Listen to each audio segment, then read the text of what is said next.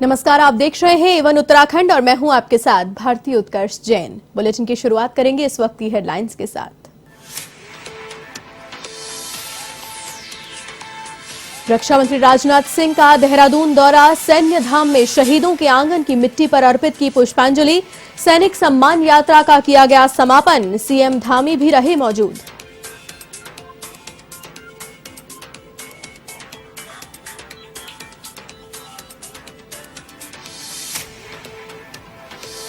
चौबीस दिसंबर को हल्द्वानी में पीएम मोदी की रैली, प्रभारी मंत्री यतेश्वरानंद और कैबिनेट मंत्री बंशीधर भगत ने लिया सभा स्थल का जायजा, कुमाऊं क्षेत्र के लोगों को करोड़ों की योजनाओं की मिलेगी सौगात।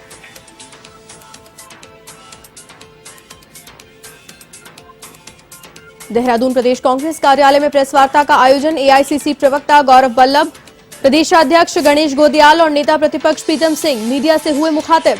16 दिसंबर को राहुल गांधी की रैली को लेकर दी जानकारी।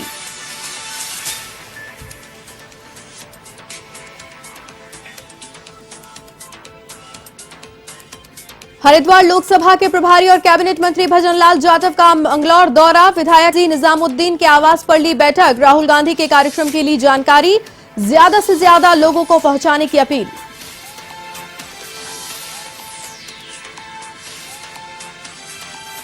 और बाजपुर चीनी मिल में नियुक्ति की मांग तेज, 25 दिनों तक धरना प्रदर्शन के बाद मृतक आश्रितों की भूख हड़ताल शुरू, सरकार से जल्द पूरी किए जाने की मांग।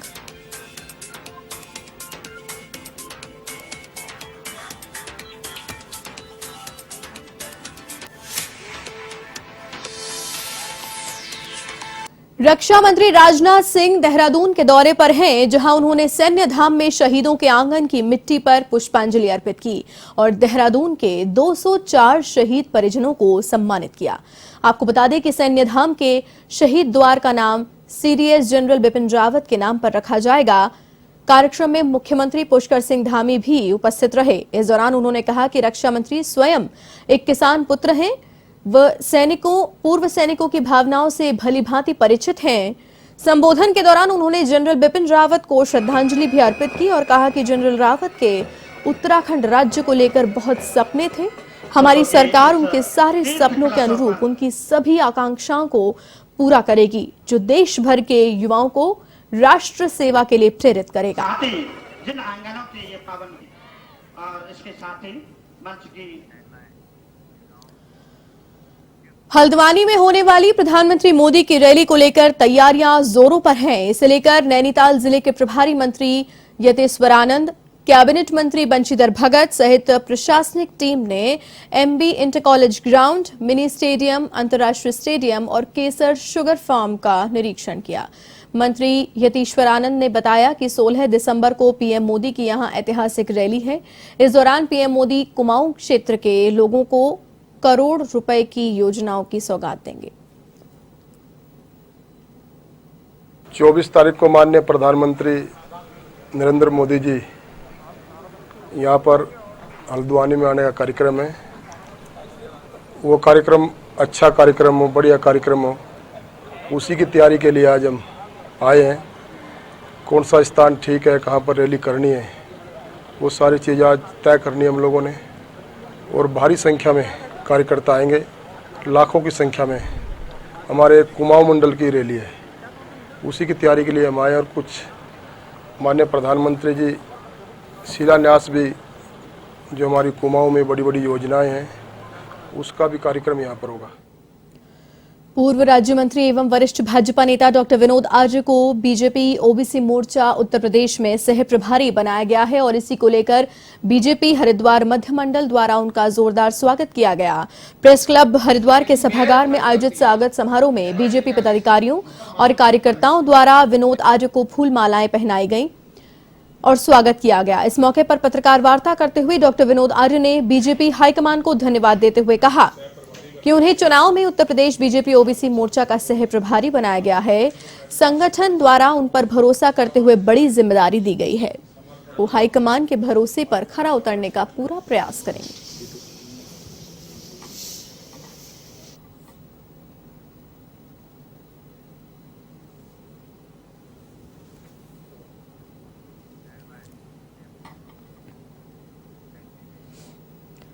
16 दिसंबर को देहरादून के परेड ग्राउंड में कांग्रेस की ओर से भारत पाकिस्तान युद्ध में भारत की ऐतिहासिक विजय के उपलक्ष्य में सम्मान समारोह का आयोजन किया जाएगा, जिसे कांग्रेस के पूर्व अध्यक्ष राहुल गांधी संबोधित करेंगे।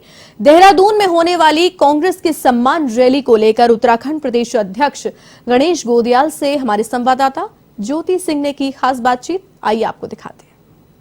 हमारे साथ यहाँ पर बात करने के लिए मौजूद है उत्तराखंड के प्रदेश अध्यक्ष गणेश गोदियाल सर। पहले तो बहुत बहुत स्वागत है आपका A1 टीवी पर। और कल ये जो रैली होने जा रही है सम्मान दिवस को लेकर, पहले तो इसकी क्या तैयारियां चल रही हैं, इसके बारे में बताइए। जी, इस रैली के लिए तमाम जिलों से हमारे सभी कार्यकर्ता काफी उत्साहित हैं। लोग लगातार संपर्क में हैं। मैं उम्मीद कर रहा हूं कि पहले तो मुझे जो उम्मीद थी कि जो हमारा टारगेट है वो पूरा होगा, लेकिन अब ऐसा लग रहा है कि उसके कई गुना अधिक लोग यहाँ रैली स्तर पर पहुंचेंगे। लोगों में उल्लास है, उमंग है, और इसके चलते मैं समझता हूं कि ये उल्लास और उमंग पूरे प्रदेश में महसूस की जा रही है। तो ये आगाज है कि आगे इसके राजनीतिक मायने क्या होने जा रहे हैं। क्योंकि जयपुर में अभी महंगाई हटाओ रैली हुई और उसके बाद अब देहरादून में ये शक्ति प्रदर्शन कांग्रेस दिखाने जा रही है, तो इसके कितने असर और कितने फायदे इसके उत्तराखंड विधानसभा चुनाव पर? नहीं, ये कोई शक्ति प्रदर्शन नहीं था। ये पूर्व सैनिकों के सम्मान स्वरूप राहुल जी को यहाँ पर आना था और संबोधित करना था, लेकिन चूंकि चुनाव का समय नजदीक है और बड़ी संख्या में लोग आना चाहते हैं, तो हम उनका स्वागत करने के लिए तैयार खड़े हैं। कौन कौन से मुद्दे रहेंगे सर? मुख्य मुद्दा तो सैनिकों के सम्मान का ही मुद्दा है, लेकिन मैं उम्मीद करता हूं कि इस प्रदेश में व्याप्त तमाम जो दिक्कतें हैं, परेशानियां हैं, उन दिक्कतों को और परेशानियों को सभी नेता लोग एड्रेस करेंगे। चाहे बेरोजगारी का मुद्दा हो, महंगाई का मुद्दा हो, हमारे किसान भाइयों के से जुड़ा हुआ जो मुद्दा है वो हो, तीर्थ पुरोहितों के सामने जो ये लोग एक्ट लाए 2 साल उन्हें परेशान रखा वो मुद्दा हो, सभी मुद्दों को छुआ जाएगा, सभी मुद्दों पर बातें होंगी। अगर हम रैली की बात करें तो हाल ही में पीएम मोदी की भी रैली हुई, आज की बात करें तो भाजपा की भी सम्मान दिवस रैली है। भीड़ जुटाना क्या एक काफी बड़ी चुनौती रहेगी कांग्रेस के लिए? ये मुझे लगता है ये एहसास बीजेपी कर चुकी है मोदी जी की रैली में कि भीड़ जुटाना एक उनके लिए चुनौती थी, लेकिन कांग्रेस के लिए चुनौती नहीं है। कांग्रेस के लिए आने वाले लोगों का मैनेजमेंट प्रॉपर करने के वो जो हमारा काम है, हम उसको बखूबी निभा सके, तो ये हम साबित कर देंगे कि देहरादून में आज तक ऐसी कोई सभा हुई नहीं। चलिए, बहुत बहुत धन्यवाद बातचीत करने के लिए। तो मेरे साथ यहाँ पर जुड़े हुए थे उत्तराखंड के प्रदेश अध्यक्ष गणेश गोदियाल। उत्तराखंड से कैमरा पर्सन सुनील के साथ मैं Jyoti Singh, A1 TV news. Dehradun में 16 दिसंबर को कांग्रेस के पूर्व राष्ट्रीय अध्यक्ष राहुल गांधी की रैली आयोजित होने वाली है और इस रैली को लेकर प्रदेश कांग्रेस कार्यालय में पत्रकार वार्ता हुई। प्रेस वार्ता में प्रदेश अध्यक्ष गणेश गोदियाल, AICC प्रवक्ता गौरव वल्लभ और प्रीतम सिंह मौजूद रहे। इस दौरान गौरव वल्लभ ने कहा कि राहुल गांधी की ये रैली सम्मान रैली के रूप में होगी और इसके माध्यम से कांग्रेस शक्ति प्रदर्शन करेगी। 16 दिसंबर को कांग्रेस विजय उत्सव के रूप में मनाने जा रही है। साथ ही प्रदेश के ज्वलंत मुद्दे और महंगाई को लेकर राज्य और केंद्र सरकार को घेरा जाएगा। भारत के जांबाजों ने, भारत के वीर सैनिकों ने दुनिया के भूगोल को बदला था। कल हम उसकी 50वीं वर्षगांठ मना रहे हैं। ये वह वर्षगांठ का समय है जब हम उन रणबांकुरों का सम्मान करें, उन वीरों का जो शहीद हुए उनका नमन करें, उनके परिवारों का सम्मान करें, क्योंकि उन लोगों की वजह से जो उस समय का जो 1971 का समय था, हमने दुनिया के भूगोल को परिवर्तित किया था। साथियों, उनको नमन करने, उन शहीदों को नमन करने के लिए, उन रणबांकुरों का सम्मान करने के लिए, उनके परिवारों का सम्मान करने के लिए राहुल गांधी जी कल देहरादून आ रहे हैं। कल राहुल जी यहाँ आकर हमारे पूर्व सैनिक भाइयों को सम्मान करेंगे, 1971 की उस विजय को याद करेंगे, उसमें शामिल साथियों को जो हमारे बीच कल रहेंगे उन्हें सम्मानित करेंगे। और मैं उम्मीद करता हूं कि वो प्रदेश में ज्वलंत जो मुद्दे हैं उन मुद्दों को भी एड्रेस करेंगे, उन्हें भी छुएंगे। और प्रदेश में जो मुद्दे हैं, निश्चित रूप में इस प्रदेश में आज भ्रष्टाचार व्याप्त है। मैं उम्मीद करता हूं कि वो उन मुद्दों को छुएं। उत्तराखंड प्रदेश में विधानसभा चुनाव की तैयारियों को लेकर सभी पार्टियां मैदान में उतर चुकी हैं। आगामी 16 दिसंबर को कांग्रेस के राष्ट्रीय अध्यक्ष राहुल गांधी का देहरादून दौरा है, जिसमें वो सैनिक सम्मान समारोह में शिरकत करेंगे। राहुल गांधी के इस कार्यक्रम के लिए उत्तराखंड प्रदेश के तमाम कांग्रेस कार्यकर्ता भारी भीड़ जुटाने में लगे हुए हैं। इसी को लेकर हरिद्वार लोकसभा के प्रभारी बनाए गए राजस्थान के कैबिनेट मंत्री ने भी मंगलौर विधायक काजी निजामुद्दीन के आवास पर बैठक लेकर राहुल गांधी के कार्यक्रम की जानकारियां ली। तो निश्चित तौर पर जिस तरीका से उत्तराखंड के अंदर आप देखते हैं आम जनता का बुरा हाल है और कई मुख्यमंत्रियों पे यहाँ पर कई तरह के आरोप लगे। देश आज़ादी के बाद पहली बार ऐसा है कि एक ही कार्यकाल में 3 मुख्यमंत्रियों को चेंज किया। तो आप समझ सकते हैं इससे ज़्यादा भ्रष्टाचार पूरे हिंदुस्तान में है नहीं, पर उत्तराखंड की जनता अब जान चुकी है। राहुल गांधी जी देहरादून आ रहे हैं। बांग्लादेश वॉर जो भारत पाकिस्तान के विरुद्ध हमारी भारतीय फौजों ने इंदिरा गांधी जी के नेतृत्व में जीती थी, उसके 50 साल पूरे हो रहे हैं और राहुल गांधी जी के नेतृत्व में हम सब लोग एक विशाल सम्मान समारोह वहाँ फौजियों का करेंगे। और एक उत्तराखंड विधानसभा चुनाव 2022 से पहले कांग्रेस 16 दिसंबर को राजधानी में बड़ी रैली का आयोजन करने जा रही है। इस रैली को कांग्रेस नेता राहुल गांधी संबोधित करेंगे। इस रैली को बांग्लादेश मुक्ति संग्राम के 50 साल पूरे होने के उपलक्ष्य में आयोजित किया जा रहा है। द्वाराहाट विधानसभा में भी इस रैली के लिए कांग्रेस कार्यकर्ताओं में जोश देखा गया। पूर्व विधायक मदन सिंह बिष्ट ने कहा कि रैली में 1000 कार्यकर्ता भाग लेंगे। प्रदेश में तो असर अभी से है, क्योंकि प्रदेश में सबसे बड़े जो मुद्दे हैं वो हमारे बेरोजगारी का मुद्दा है, महंगाई का इतना बड़ा मुद्दा है। मुद्दे तो अभी से हमारे पास हैं, लेकिन हम रैली से जनता के बीच में ये कहलवा देंगे कि नहीं, ये सरकार इस तरीके की है। इस सरकार में भ्रष्टाचार से लेके कहीं आप देख लो, आप भी देखते हुए आ रहे हो, 4.5 साल 5.5 साल से सरकार को होते जा रहे हैं। तो इस पे कम से कम मेरे को लगता है 1-1.5 लाख की रैली हमारे देहरादून के अंदर ये विजय संकल्प रैली के रूप में। देखिए, मैं यहाँ आकर जितने भी कार्यकर्ताओं से मिला, एक तो सबसे बड़ी बात मुझे पता चली कि जो पूर्व विधायक मदन सिंह बिष्ट जी हैं वो कार्यकर्ताओं से रेगुलर जुड़े हुए हैं, उनके दुख सुख में शामिल रहते हैं। इसलिए कार्यकर्ता इनके नेतृत्व में इस रैली में जाने के लिए पूरी तरह से तैयार मुझे दिखाई दिए। और मुझे खुशी है कि जब मैं यहाँ आकर पूर्व विधायक जी से मिला, इन्होंने कार्यकर्ताओं से बात की और इस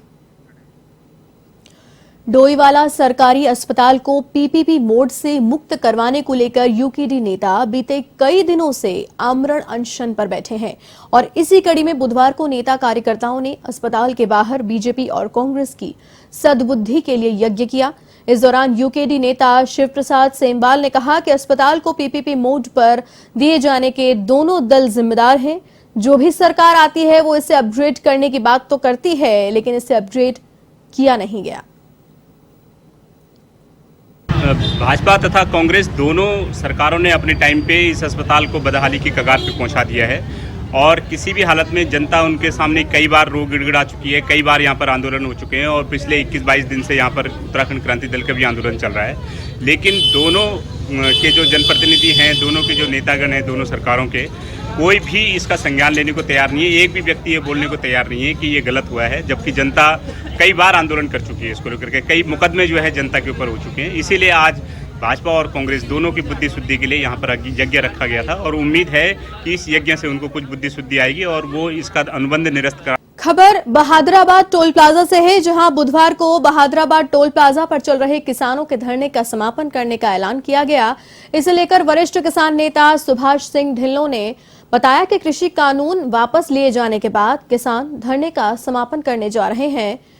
समापन से पहले सभी संगठनों और राजनीतिक पार्टियों का किसान आभार व्यक्त करेंगे, जिसके बाद फतेह मार्च निकाला जाएगा, जो बहादुराबाद टोल प्लाजा से शुरू होकर दिनारपुर गुरुद्वारे पर समाप्त किया जाएगा। 7 महीने हो गए, दिल्ली के अंदर हमारा धरना 13 महीने तक चला और बहुत मजबूत सरकार किसानों में जंग लड़ी और आज किसानों ने फतेह हासिल करी। तो आज ये जो यहाँ 7 महीने का टोल को बहादुराबाद धरना चला हुआ था, आज इस धरने का हम समापन करेंगे और यहाँ से फतेह मार्च निकाला जा रहा और वो किनारपुर गुरुद्वारे में अरदास के साथ में धरने का समापन किया जाएगा। ये टोल प्लाजा पे धरना जो 8 महीने से चल रहा था, दिल्ली में काले कृषि कानूनों के लिए भी धरना चल रहा था, आज इस धरने का समापन हुआ है और यहाँ से एक फतेह मार्च निकाला जाएगा जो कि 2 बजे के बाद शुरू होगा और ज्वालापुर से होते हुए दिनारपुर जाके गुरुद्वारे में समापन होगा और उसके बाद वहाँ पे सारे लंगर छकेंगे और अपने अपने घर को जाएंगे। डोईवाला में नगरपालिका की ओर से शहीद गोवर्धन अधिकारी की मूर्ति का अनावरण किया गया। इस दौरान 9 गोरखा राइफल्स के बैंड और स्थानीय लोगों ने शहीद को श्रद्धांजलि अर्पित की।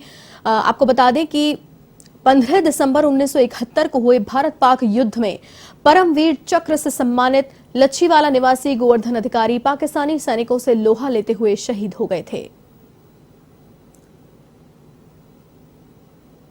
परम वीर चक्र हैं आदरणीय हमारे गोवर्धन अधिकारी जी। 71 की लड़ाई में जब पाकिस्तान से युद्ध हुआ था उस समय लगभग 16 पाकिस्तान सैनिकों को इन्होंने ढेर किया। उसके बाद ही इन्होंने, जैसा उनके हिस्ट्री में लिखा हुआ है कि मशीन गन की बौछार इनके ऊपर हुई और ये उस दौरान शहीद हुए। मैं इनके परिवार वालों को नमन करता हूं और नमन करता हूं आज जहां भी हैं वो भगवान के चरणों पे उनकी आत्मा को शांति मिले। वैसे मैं आज का दिन तो बहुत सौभाग्यशाली है, लेकिन मैंने कम से कम 25 सालों से मैं प्रयास कर रहा था इसके लिए। सरकार इतनी आई चली गई, लेकिन किसी भी सरकार पे इस और ध्यान नहीं गया है। लेकिन आज मैं नगर पालिका को भी धन्यवाद करना चाहता हूं। खबर उत्तराखंड के लाल कुआं से है। यहां के गौलापाड़ स्थित अंतर्राष्ट्रीय क्रिकेट स्टेडियम अपनी बदहाली पर आंसू बहाता हुआ दिखाई दे रहा है। इधर 5 साल में सरकार ने एक भी खेल कार्यक्रम तो नहीं कराए, लेकिन इसमें अब चुनावी रैलियां कराना शुरू कर दिया है। स्टेडियम में आगामी 24 तारीख को प्रधानमंत्री मोदी की रैली होनी है, जिसे लेकर विपक्ष ने रैली की निंदा की और इसे भाजपा सरकार की नाकामी बताया। कांग्रेस नेताओं का कहना है कि 5 साल में एक भी खेल आयोजित न करना पूरी तरह से दुर्भाग्यपूर्ण है। अब चुनावी रैलियां कराकर इस स्टेडियम की दशा बिगाड़ने की कोशिश की जा रही है। देखो, स्टेडियम हमारे कांग्रेस कमेटी के टाइम में कांग्रेस सरकार में बना था और इस 5 साल होने को जा रहे हैं, अभी तक ये डबल इंजन की सरकार इसमें खेलते नहीं करा पाई, जिसमें कि हमारे युवा लड़के जो खेल में रुचि रखते थे उनको अंदर बहुत निराशाजनक हुआ है। जो निराश हो गए हैं कि हमारे इस स्टेडियम बनने पर, इतना करोड़ रुपए पैसा लगाने पर सरकार ने, जो हमारी सरकार कांग्रेस सरकार ने जो गौलापाड़ स्टेडियम बनाया था उसमें एक भी मैच नहीं करा पाई। महोदय, जिस स्टेडियम के बारे में भाजपा सरकार को ये लगता था कि यहाँ इस स्टेडियम में जो फिजूल खर्ची हुई है और जिस प्रकार से निर्माण कार्य हुए थे उसमें इन्होंने अनियमितताएं की आवाज़ उठाई थी, लेकिन आज वही स्टेडियम जो है माननीय प्रधानमंत्री जी की रैली के लिए काम आ रहा है। कोविड काल में उस स्टेडियम ने बहुत सी हमारे क्षेत्र को सेवाएं दी। कोविड के मरीजों को वहां भर्ती कराया गया। हाँ, हम जनता की ओर से बोलना चाहेंगे कि बीजेपी सरकार कहती है डबल इंजन की सरकार है, हम ये करेंगे वो करेंगे, एक आयोजन तो कर नहीं पाई। हाँ, अपने नेताओं के लिए ये स्टेडियम ने जरूर बनाया है जिसकी हम निंदा करते हैं और मोदी जी हमेशा चुनाव के टाइम पे ही दौरा करते हैं, आगे पीछे उत्तराखंड को भूल जाते हैं। इसमें बहुत बड़ी लापरवाही सामने आती है, क्योंकि देखिए अंतर्राष्ट्रीय स्टेडियम जो यहाँ पर बना है, कांग्रेस के शासन में जो बना था, उसमें कांग्रेस का खास उद्देश्य था कि हमारे नवयुवक उत्तराखंड में जो कि खेल की गतिविधियों में बहुत आगे रहते हैं वो भी इसमें भाग लेकर अंतर्राष्ट्रीय प्रतियोगिताओं में जो है उनका पदार्पण हो। लेकिन 5 वर्ष बीतने के बाद भी हमने सब स्टेडियम बना के सब रेडी कर दिया है। अभी तक उसमें ये सरकार जो है, भारतीय जनता पार्टी की जो सरकार इस समय काबिज है, वो वहाँ पर कोई भी खेलकूद नहीं करा पा रही है। उधम सिंह नगर के खटीमा में नंदा गौरा योजना के तहत आवेदन तिथि 17 दिसंबर तक तो बढ़ा दी गई है, लेकिन योजना के तहत मिलने वाली राशि को 5,000 से बढ़ाकर 51,000 करने की मांग भी जोरों शोरों पर है। इसे लेकर छात्राओं ने तहसील कार्यालय में प्रदर्शन करके धनराशि को बढ़ाने की मांग की। छात्रा मनी राय ने बताया कि मामले में आवेदन की तिथि तो बढ़ा दी गई, लेकिन धनराशि बढ़ाने की मांग प्रशासन की ओर से लगातार अनसुनी की जा रही है। शिवानी राय है, मैं ग्राम नौसर से हूँ और मेरे साथ सन 2017 की बालिकाएं हैं। सर, हमने तो आवेदन की डेट तो इन्होंने बढ़ा दी, लेकिन धनराशि की कोई मांग ही नहीं हुई करके, उसमें तो तहसीलदार सर ने तो कोई उनकी तरफ से कोई सांत्वना दिया ही नहीं गया। बल्कि अभी उनसे हमारी बात हुई, उन्होंने तो हमें डांट दिया तुरंत कि आप हटिए करके, हमारा मरीज अस्पताल में पड़ा है। और हमें ये कह रहे हैं कि आपका शासनादेश के तहत आपको पैसा दिया जाएगा। सर, हमने ये भी बता दिया शासनादेश के तहत अगर ये पैसा दे रहे हैं हमें, तो सन 2015 के तहत हमें 50,000 देना चाहिए और सन 2021 के तहत 62,000 देना चाहिए। तो हमें सर 5,000 दे रहे हैं। पिछले हफ्ते भी आए थे, इनका गौरव कन्या देवी धन योजना का कुछ प्रकरण है, जिसमें कि चूंकि अन्य विभाग की योजना है, तो उसमें ये सुनने में आया कि वर्तमान में जो है सर 50,000 या 51,000 की राशि इनको प्रोत्साहन राशि दी जा रही है। और इनके जो कुछ को तो 50,000 की, बाकी इनको 5,000 की धनराशि दी जा रही है, जिसके संबंध में इनका ये कहना है कि सबको समान रूप से प्रोत्साहन राशि दी जाए। और इसी के साथ इस बुलेटिन में फिलहाल के लिए इतना ही। देश और दुनिया की तमाम बड़ी खबरों के लिए आप देखते रहिए A1 TV। नमस्कार।